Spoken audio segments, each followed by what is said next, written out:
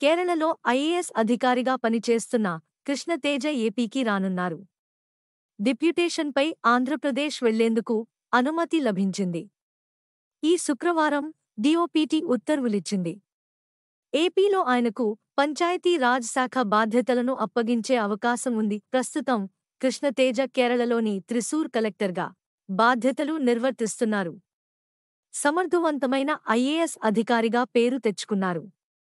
IAS కృష్ణతేజను రాష్ట్రానికి రప్పించేందుకు deputy సీఎంగా ఉన్న పవన్ చొరవ తీసుకోవటంతో ఆ దిశగా సీఎం చంద్రబాబు అడుగులు వేశారు. కేంద్ర ప్రభుత్వానికి లేఖ కూడా రాశారు.